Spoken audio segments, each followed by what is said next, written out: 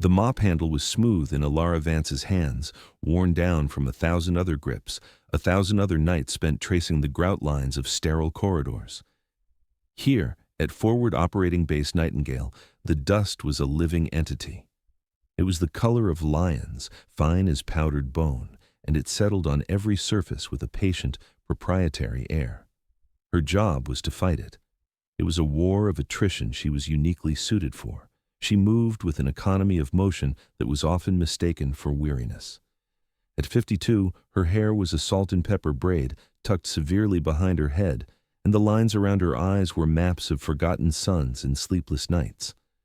To the soldiers who swaggered past her, she was just another piece of the background scenery, a local hire or a third-country national lumped in with the cooks and the laundry staff.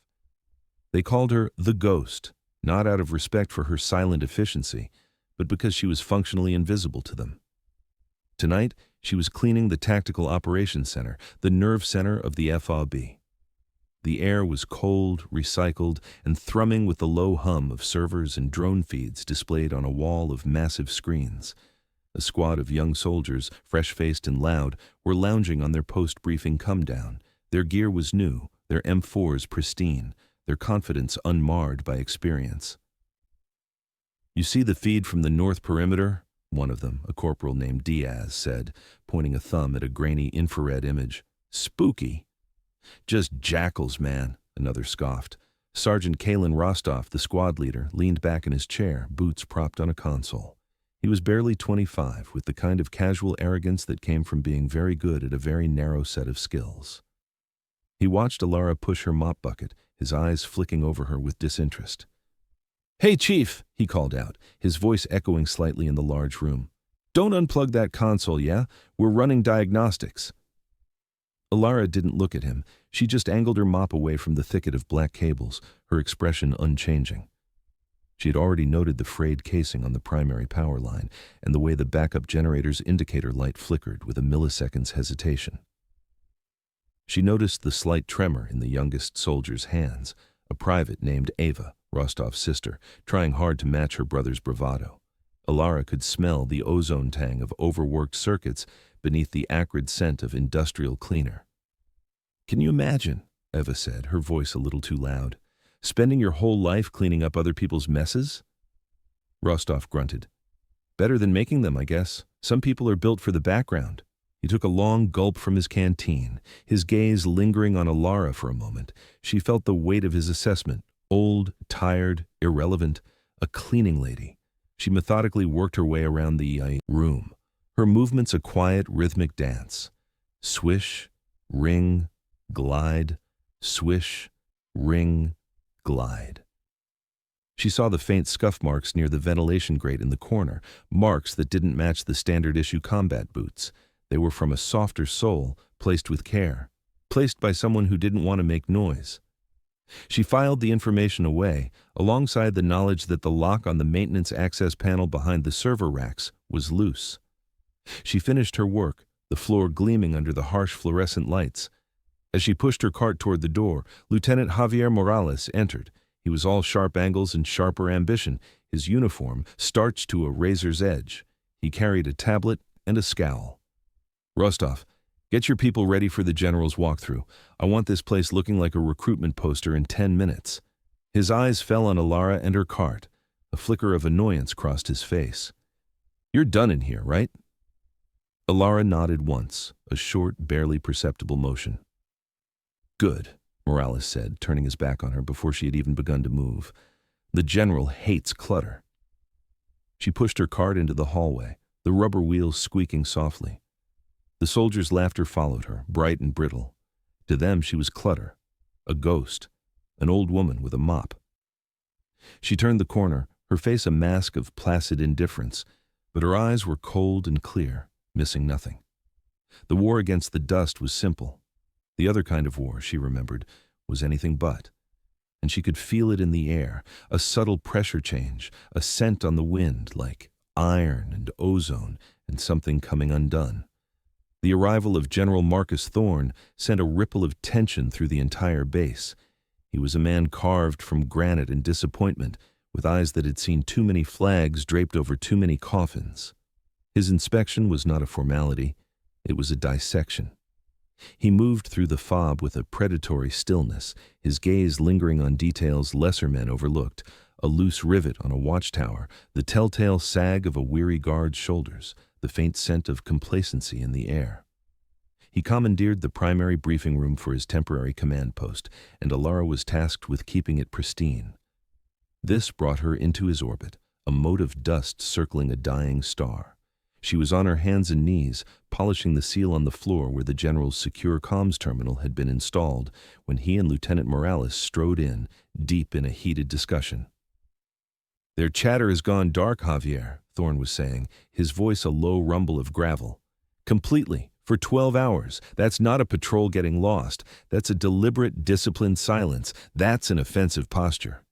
"Sir, with all due respect, intel suggests they're under-equipped," Morales countered, his own voice tight with the strain of disagreeing with a 3-star general. "They're insurgents, not a conventional force. They don't have the capability for a coordinated assault on a hard target like Nightingale." Thorne stopped beside his desk, his shadow falling over Alara. He didn't acknowledge her any more than he would a piece of furniture. "Hubris, Lieutenant. It'll get you killed faster than a bullet. They don't need to match our firepower if they can be smarter than us. Assume they are." Alara continued her work, her movements small and contained. She could feel the general's frustration radiating off him like heat from asphalt. She could see from her low vantage point the way Morales's polished boots shifted, a tiny, nervous shuffle of uncertainty. He wanted to believe in the superiority of their technology, their training. The general knew better. He knew that war was ultimately an intimate, ugly thing that cared little for satellites and drone feeds when the wire was cut. "Just make sure the perimeter patrols are doubled," Thorne finally said, slumping into his chair. "And get me a pot of coffee. The real stuff, not the sludge from the mess hall." "Yes, sir." Morales turned to leave, and his eyes landed on Alara. The annoyance from the previous night returned, sharpened by the general's reprimand. "Ma'am," he said, his voice dripping with condescension, "the general is conducting sensitive operations. Perhaps you could find another area to clean for the time being?" Alara paused, her rag held motionless over the polished floor. She looked up, her gaze meeting his for the first time. Her eyes were gray, flat, and gave away nothing. They simply registered his presence, his rank, his dismissal. She didn't speak. She gave another one of her short economical nods, gathered her supplies, and rose to her feet with a smooth, fluid motion that held no trace of her supposed age or weariness. As she walked towards the door, General Thorne, who had been staring at a map on his screen, spoke without looking up. "And get that coffee, Lieutenant, now." The command was a dismissal of Morales, a final flick of the wrist. Morales's jaw tightened. He turned and followed Alara out into the corridor. As the door hissed shut behind them, he glared at her. "What are you still doing here? I thought I told you to go." "The coffee, Lieutenant," she said. Her voice was quiet, raspy from disuse, but steady. "The general wants it." She was already heading toward the small galley reserved for senior officers. He was taken aback that she had spoken. "I'll handle it. Go mop a hallway." She stopped and turned to face him fully. She was shorter than him, smaller in every way, yet for a fleeting second he felt an unnerving sense of being scrutinized, measured, and found wanting. The feeling was so alien he dismissed it immediately. "The machine is complicated," she stated simply. "The sergeants always break it. I know how to calibrate the grinder." She wasn't asking for permission. She was stating a fact. Before he could argue, she had disappeared into the galley. Morales was left standing in the hallway, fuming at the audacity of the cleaning woman and the sharp sting of the general's rebuke. He saw her as a symbol of the sloppiness the general had warned him about, a civilian out of place, a loose thread in the tightly woven fabric of his military world, a mess that needed to be cleaned up. He had no idea that the real mess had yet to begin, and the only person in the entire godforsaken outpost who knew how to clean it up was the old woman he had just dismissed. Alara prepared the coffee, her hands steady, her mind a cold, quiet ledger of observed facts. A dark comms channel, a nervous lieutenant, an overconfident squad, and a general who was the only one smart enough to be afraid. The first explosion was not the loudest sound Alara had ever heard. but it was the most definitive. It was a deep, guttural whump that traveled through the concrete floor and up her spine, a sound of pure, violent negation. The lights in the corridor flickered once, twice, and then died, plunging the world into a thick, disorienting blackness. A heartbeat later, the emergency lights kicked in, casting everything in a hellish, pulsing red glow. The world dissolved into chaos. Alarms blared, a cacophony of shrieking sirens that seemed to tear at the air itself. Shouts echoed from down the hall, sharp with panic and confusion. The distant, rhythmic thump, thump, thump of heavy machine gun fire started up from the perimeter, a desperate, frantic sound. It was answered by the sharper, faster crackle of multiple disciplined assault rifles. The attackers weren't just at the gates, they were inside. Alara had been in the small supply closet at the end of the hall, restocking her cart. The blast had thrown her against a stack of cleaning supplies. She was on her feet before the first box of bleach had finished skittering across the floor. The maid was gone. The 52-year-old woman with the weary face and slow movements had evaporated. In her place stood something else, something forged in a colder, harder fire. Her breathing was even, her heart rate steady. The chaos was not a surprise, it was a homecoming. She moved to the door, pressing her ear against the cool metal. She filtered out the screams and the alarms, listening for the cadence of the gunfire, the placement of the explosions. One to the north, the main gate, a feint. Another, much closer to the west, the communications array. Smart. Cripple their ability to talk to the outside world. The third, the one that shook the foundations, was the generator. Not a direct hit. A shaped charge to sever the primary fuel line. They weren't trying to destroy the base. They were trying to surgically dismantle it. This wasn't insurgency. This was special operations. The door to the hallway burst open, and Private Eva Rostova stumbled in, her face pale with terror under the red lights. Her rifle was clutched in her hands, but she held it like a foreign object. "We're under attack! They're everywhere!" she stammered, her eyes wide and unfocused. Behind her, Lieutenant Morales was trying to rally the scattered soldiers in the corridor. "Form up! Form up! Rostov, get a fire team and secure the talk. Diaz, with me. We establish a fallback position at the mess hall." His voice was strained, cracking with an adrenaline he couldn't control. His orders were textbook, but the textbook hadn't accounted for this level of sophisticated simultaneous penetration. Sergeant Rostov grabbed his sister, pulling her back. "Ava, stay with me," he yelled, trying to shove a fresh magazine into his rifle, his hands fumbling. He glanced around, his confident swagger gone, replaced by the grim, tight-lipped expression of a man realizing he was in far over his head. His squad was green, terrified. They were looking to him, and he was looking for an enemy he couldn't see. Alara watched the scene unfold from the shadows of her closet. She saw the tactical errors in a rapid, cascading sequence. Morales was splitting his forces. Rostov was letting his concern for his sister compromise his command. They were reacting, not acting. They were being herded. A burst of automatic fire ripped through the far end of the corridor. Plaster and wiring exploded from the wall. Two of Morales's men went down, their bodies jerking and falling in a sickeningly final way. The surviving soldiers scrambled for cover, their return fire wild and unaimed. The attackers were using the intersecting hallways, firing and moving, invisible. This was the moment others faltered. Morales, pinned down, screamed into his radio, but it was dead, filled with static. Rostov's team was frozen, trapped between their objective and a lethal, unseen enemy. Panic was a contagion, and it was spreading fast. Alara took a deep, steadying breath. The scent of cordite and fear was acrid in her nostrils. She looked at the chaos, the terrified young soldiers, the ineffective officer, and she felt nothing. Not pity, not anger, not fear. She felt only a cold, clear sense of purpose.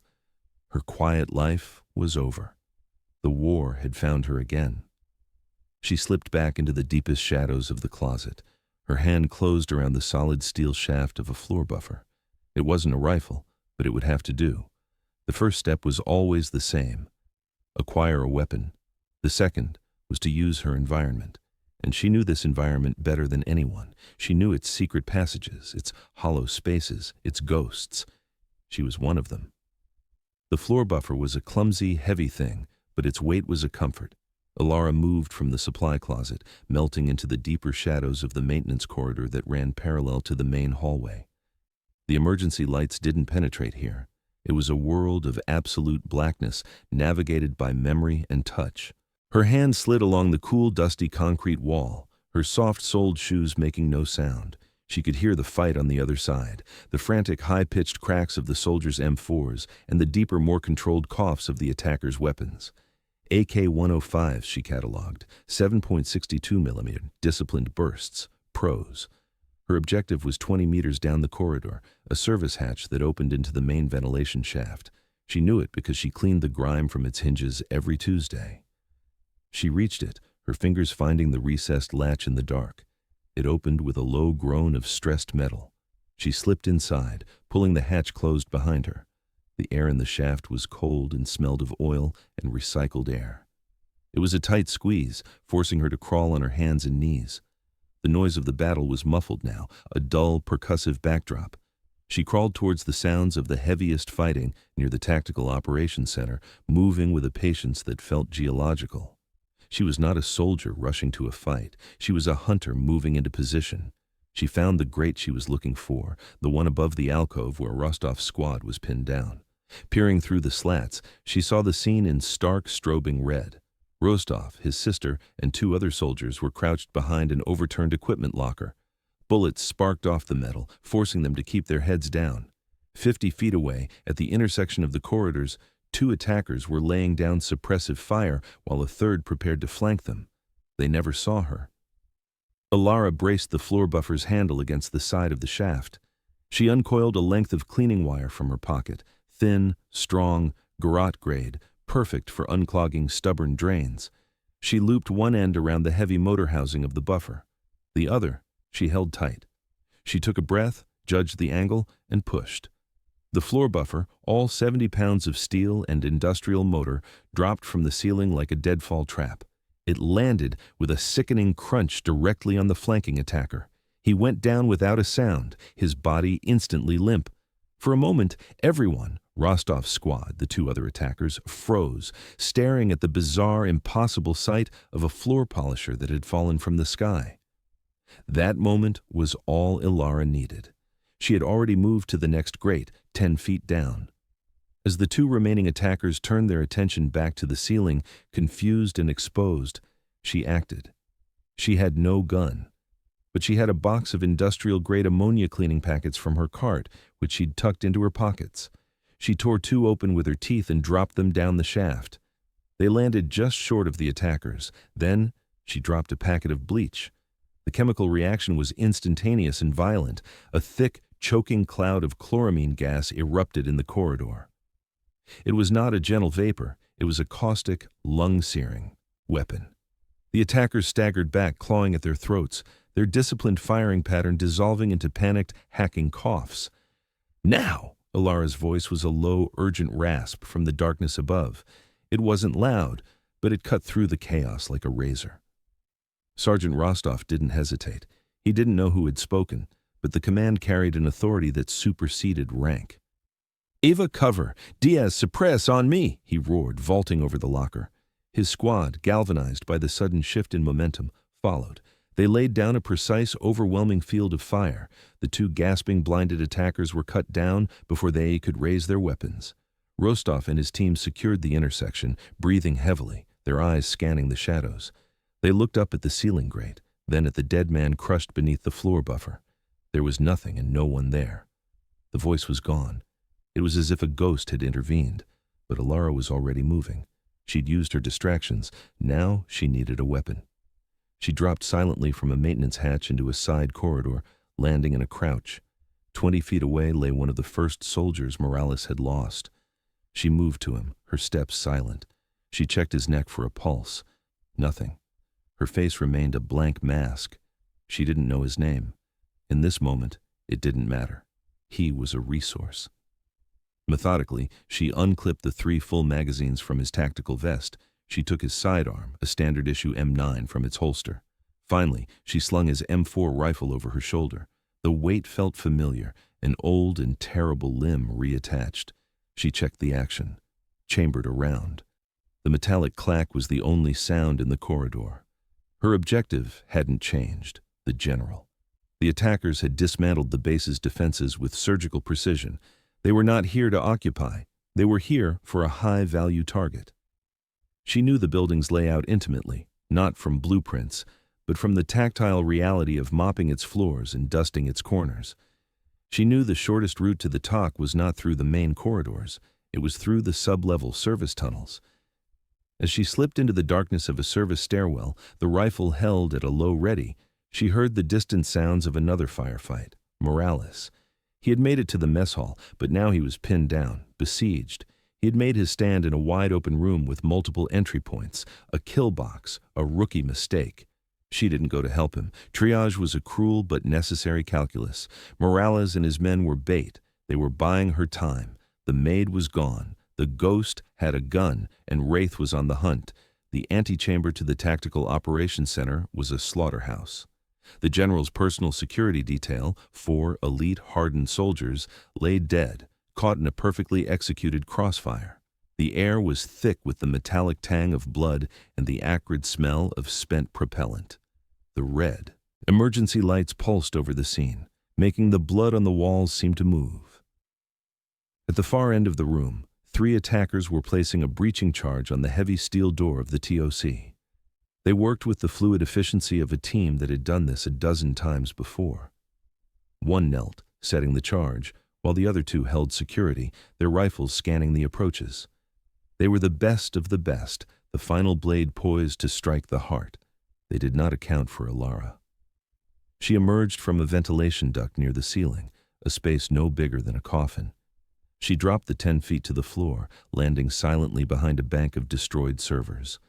The rifle was an extension of her body. She didn't think. She assessed, aimed, and fired. The first shot was a whisper followed by a crack. The attacker on the left, the one watching the main corridor, collapsed without a sound, a single, precise round having entered through his eye socket. Before his body hit the ground, Alara had already acquired her second target. Crack. The second guard, the one watching the opposite door, jerked as if struck by lightning and fell, his rifle clattering on the tile. 2 shots, 2 kills, less than a second. The third attacker, the one with the breaching charge, reacted with incredible speed.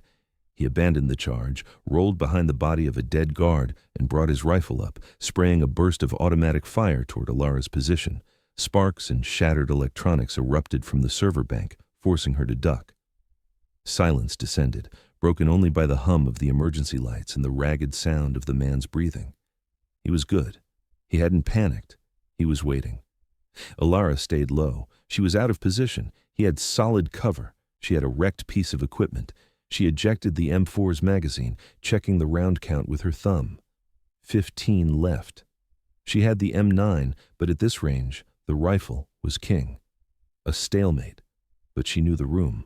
She had cleaned it just last night. She remembered the floor panel that was slightly loose, the one that covered a junction box for the comms wiring. It was 3 feet to her right. She unslung the M4, letting it hang on its strap. She drew the M9 sidearm. Then, she took one of the full magazines she'd taken from the dead soldier and, without exposing herself, tossed it hard against the far wall of the corridor. It skidded across the floor with a loud metallic clatter. The attacker flinched at the sound, his rifle instantly swiveling to cover the new threat. In that split second of distraction, Alara moved. She lunged to the right, her hand finding the edge of the loose floor panel. She ripped it up and dropped into the shallow crawl space below, the concrete scraping her skin. The attacker, realizing his mistake, fired a burst where she had been a moment before. Bullets chewed through the server bank, but she was already gone.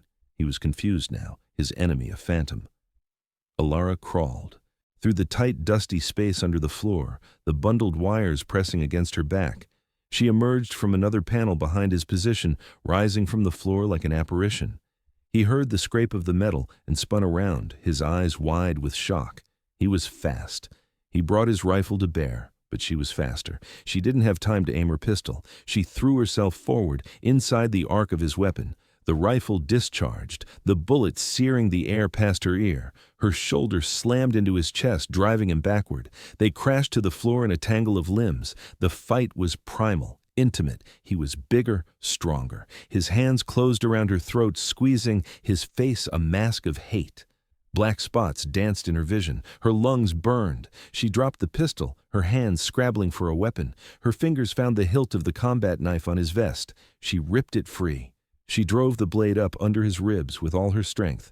He grunted, a sound of pained surprise, his grip loosening for a fraction of a second. It was enough. She twisted the knife, pushed herself away, and scrambled for her pistol. He came after her, wounded and enraged, his hands outstretched like claws. She fired twice. The sound was deafening in the enclosed space. He stopped, stood motionless for a long moment, a look of profound disbelief on his face. Then he crumpled to the floor. Silence returned. Alara lay on her back, gasping for air, the throbbing in her throat a painful counterpoint to the ringing in her ears. Her left arm was on fire. A piece of shrapnel from his first burst had torn through her shoulder.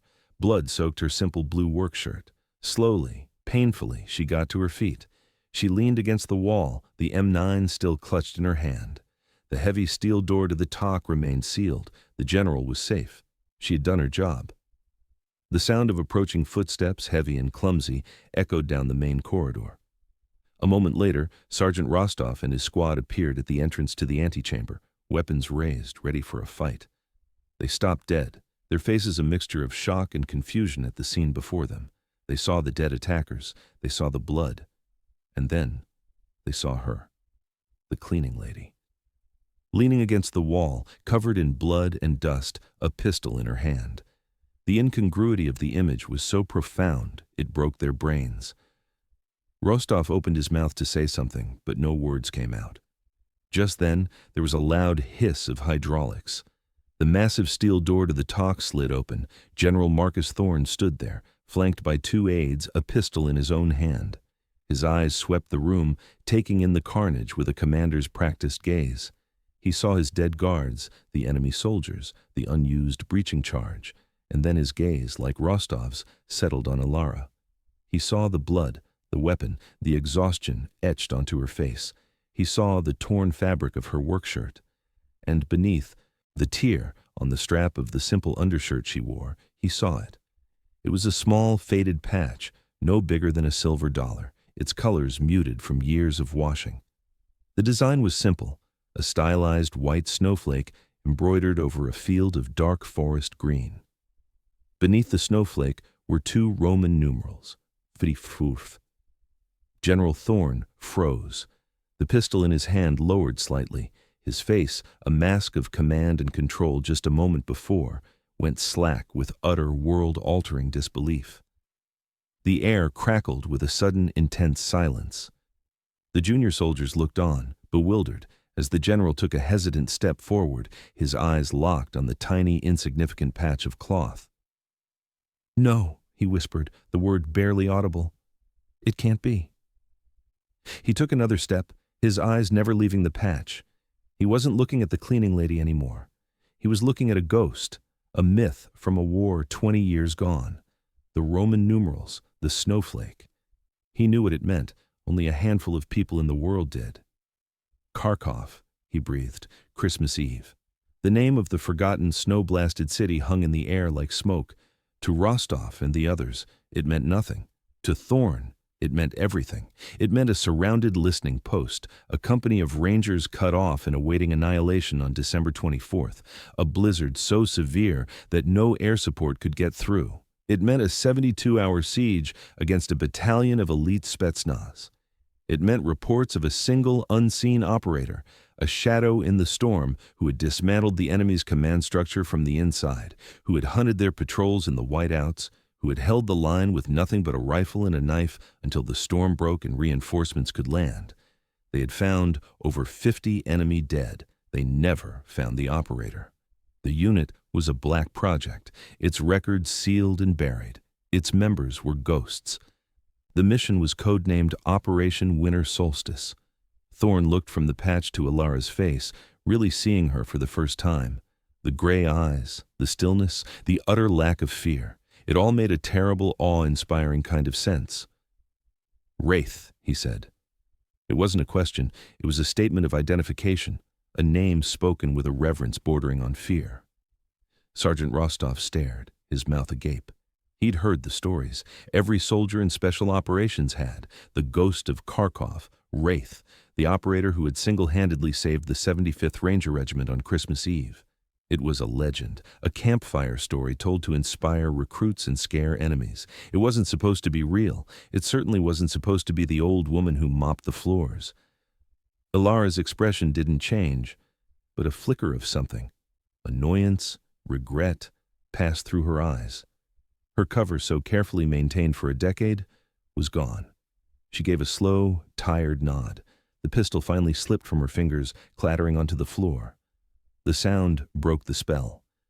The adrenaline that had sustained her finally fled, and a wave of pain and exhaustion washed over her. Her knees buckled. Before she could fall, Rostov lunged forward. He didn't grab her. He caught her, easing her to the ground, his movements suddenly gentle, deferential. "Medic!" he roared, his voice cracking. "Get a medic in here now!" The atmosphere in the room had undergone a seismic shift. The bewilderment on the faces of the young soldiers was morphing into a profound, humbling awe. They looked from the legendary general to the woman on the floor, the cleaning lady, and the world as they understood it tilted on its axis. Lieutenant Morales arrived then, his face smudged with dirt, his uniform torn. He had survived, barely. He saw the scene and started to bark orders. "What happened here? Who is—" General Thorne turned, and the look in his eyes silenced Morales instantly. It was a look of pure, undiluted fury. "You," Thorne hissed, his voice dangerously quiet, "you saw a mop. You saw an old woman. You saw nothing." He pointed a trembling finger at Ilara, who was now being tended to by a frantic medic. "That is Command Sergeant Major Vance, retired. And if you ever show her anything less than the respect you would show God Almighty, I will personally end your career. Do you understand me, Lieutenant?" Morales stared, his face draining of all color. He looked at Ilara, at the blood, at the small faded patch, and the memory of his own condescension, his petty dismissals, hit him with the force of a physical blow. He could only nod, his throat too tight to speak. The general turned his back on him, his attention solely on Ilara. He knelt beside her as the medic worked to apply a pressure bandage to her shoulder. He didn't speak. He didn't need to. His presence, his posture, said everything. He was not a general attending to a wounded civilian. He was a commander attending to one of his own, a soldier of unparalleled, legendary status. Rostov, his hands still shaking, took off his own jacket and gently draped it over Ilara's shoulders. His sister, Ava, stood a few feet away, her rifle held loosely at her side, tears streaming down her face, not from fear, but from a sudden, overwhelming understanding of what true strength and sacrifice looked like. It looked like the quiet, invisible woman they had mocked. As the medics prepared to move her, General Thorne stood up. He straightened his uniform. Then, in the blood-streaked antechamber, surrounded by the dead, he drew himself to the rigid, formal posture of attention. It was not a salute. It was something more profound. It was the silent, absolute acknowledgement of a soldier in the presence of a legend. One by one, Rostov, Eva, and the other surviving soldiers mirrored their general, their bodies snapping to attention, their gazes fixed on the wounded woman on the stretcher. They stood as a silent honor guard, their shame and their newfound respect a palpable force in the ruined corridor. Dawn broke over Fob Nightingale, painting the bruised sky in shades of orange and violet. The air was still and cold, carrying the lingering sense of smoke and disinfectant. The base was secure, but it was a wounded, limping thing, its sense of inviolability shattered forever. Ilara had refused evacuation. She sat on a cot in a quiet corner of the field hospital, a makeshift tent smelling of antiseptic and canvas. Her shoulder was heavily bandaged beneath a fresh gray t-shirt someone had found for her. Her torn work uniform was gone. On a small crate beside her, the M4 rifle she had used leaned against the tent wall. She was cleaning it. Her movements were slow, deliberate, and deeply ingrained. She had disassembled the weapon into its basic groups. With a small cloth and a bottle of CLP, she meticulously wiped the carbon fouling from the bolt carrier, her fingers tracing the familiar lines of the metal. It was a ritual, a meditation. It was how she processed the world, how she put the chaos back into its box. Each metallic click of a part being cleaned and set aside was a step away from the violence of the night. The tent flap opened, and General Thorne entered. He moved quietly, holding 2 steaming ceramic mugs. The sight of him, a 3-star general, fetching coffee, was as jarring as seeing her with a rifle had been. He walked over and set one of the mugs down on the crate next to her. It wasn't the standard issue sludge. The aroma was rich and dark. His personal stash. He sat on a neighboring cot, cradling his own mug. For a long time they said nothing. The only sounds were the soft whisk of the cleaning cloth on metal and the distant hum of the newly repaired backup generator. "The official report," Thorne said finally, his voice low, "will state that an unknown number of hostiles infiltrated the base, targeting the command center. They were repelled by security forces in a coordinated defense. Several soldiers distinguished themselves with valor." He took a sip of coffee. "It'll be vague. No mention of ghosts." Alara paused in her work, looking at the firing pin in her hand. "Good," she said. Her voice was still raspy. "Quiet is better." Thorne nodded, a sad smile touching his lips. "You always did prefer the quiet." He looked at her, the question he'd held for 20 years finally surfacing. "Why here, Alara? Of all the places, of all the jobs, a cleaner?" She finished wiping down the firing pin and carefully placed it on the cloth next to the other components. She looked out through the open tent flap at the rising sun. The light was turning the dust-choked air into a golden haze. "I was tired of breaking things," she said simply. "Putting things back together seemed like a good idea. Making something clean." She picked up the bolt and began to wipe it down. "And nobody ever looks at the person with the mop. It's the best camouflage in the world." Thorne was silent for another long moment, absorbing that. He understood. After a lifetime of being the weapon, of being the ghost in the machine, she had chosen to become invisible. She had not been hiding from the world, but from herself, from the person she was forced to be. "We lost 12, he said, his voice heavy. "We would have lost everyone, myself included, if you hadn't been here. That's not in the report. But I'll know. They'll know." He gestured vaguely with his head, indicating the soldiers outside. Alara didn't respond. Accolades were useless to her. She began to reassemble the rifle, the parts fitting together with a practiced, seamless precision, the bolt sliding into the carrier into the upper receiver. The clicks were satisfying, final. Thorne finished his coffee and stood up. "The quiet has a way of finding you, Wraith," he said, using the old name one last time, not as a call sign, but as a benediction. "Or you find it." He placed his empty mug next to her full one. "The base is secure, thank you." He turned and left without another word. Alara finished her work. The M4 was whole again, clean and cold and lethal. She set it carefully back against the crate. She looked at it for a long moment, this tool of her old life, this terrible, familiar thing.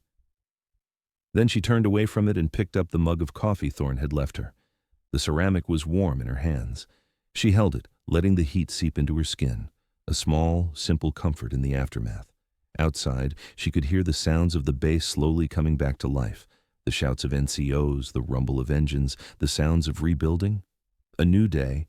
She took a sip of the coffee. It was strong and hot and good. As the sun finally crested the horizon, flooding the tent with clean morning light, she closed her eyes just for a second. The ghost was gone, for now. The maid was gone, too. In the quiet solitude of the new day, there was only Alara Vance, a woman with a clean rifle she hoped to never use again, and a cup of coffee that was just the right temperature.